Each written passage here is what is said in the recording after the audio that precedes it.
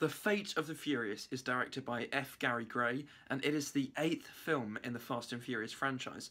And it is incredible how far this franchise has come since starting out back in 2001 as a simple car racing franchise. And starting with Fast 5, the series discovered what it was meant to be. It introduced Dwayne Johnson as Luke Hobbs and the whole new cast of characters, and it discovered that it was meant to be loud, over-the-top action.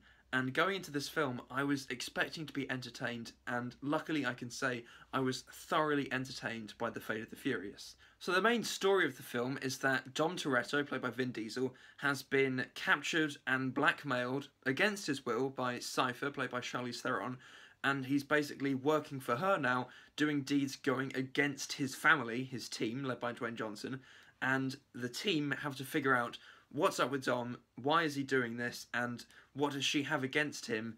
How can we get him back onto our team? That is the main conflict in the film. The action is really well directed by F. Gary Gray. The over-the-top stuff is suitably over-the-top and bombastic, and the hand-to-hand combat scenes are also really well done as well. And the scene that's been shown to everyone in trailers involving The Rock and Jason Statham breaking out of prison, that is by far one of the best scenes in the film. There's a really good pulsating soundtrack that adds to the effect, and that scene is really, really well done. Dwayne Johnson and Jason Statham's chemistry and bromance love-hate relationship is one of the best parts of the film, and there's comic relief, and it really drives the film forward in some slow patches.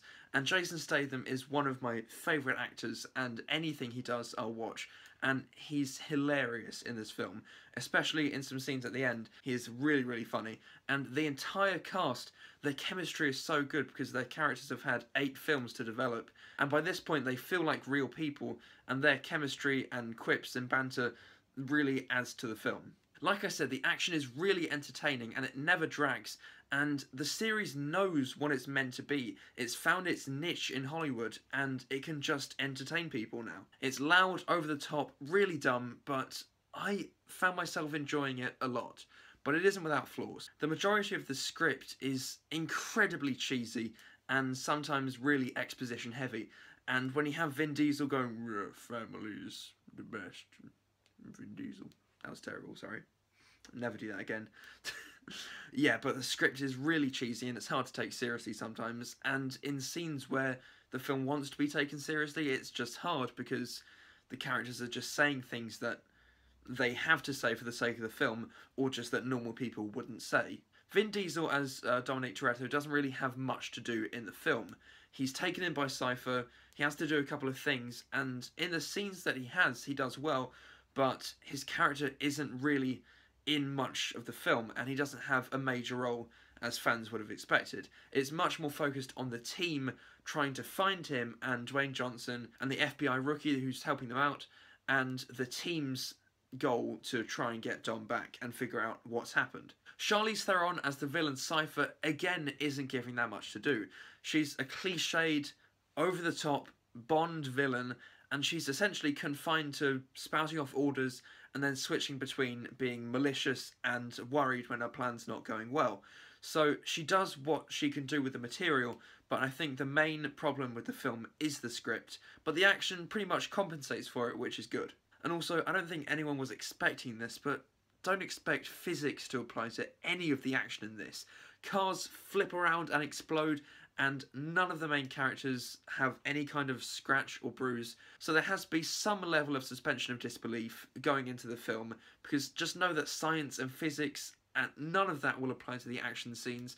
They're over the top and they're just fun to look at, but don't think too hard about them. But in the end, these films are about spectacle, and I saw Fate of the Furious on the biggest IMAX screen in all of Great Britain. No joke. I actually saw it on the biggest screen in Great Britain. And just, there are so many sights to behold.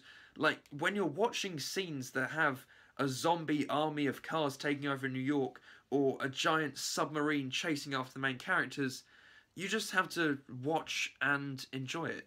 Honestly, I can't pick any faults in those scenes because they do exactly what they intend to do, and they do it brilliantly. So it's really difficult to not be entertained. And also there's the ever-present overarching theme of family, which is what makes these films so special. So overall, I had a really fun time watching The Fate of the Furious. It does have its problems, mainly script-based, and also Cypher and Dom Toretto don't really have that much to do, but it is ridiculously entertaining. I'm going to give The Fate of the Furious a B+. The best I can say about this film is that you can go and you can be entertained. Shove popcorn in your face and just watch and enjoy the things you're seeing. Don't expect to think too much about the things you're seeing or apply logic or reason to the action, because there's no point. But just go and be entertained. That's all I can say. So that's pretty much April wrapped up, and we have a ton of good films coming out soon. We've got Guardians Volume 2, Pirates of the Caribbean, Alien Covenant, so May is a big month to look forward to, and I can't wait. I've had a really good time talking about this film, and as always, like, comment, subscribe, whatever you want to do, and until the next time, goodbye.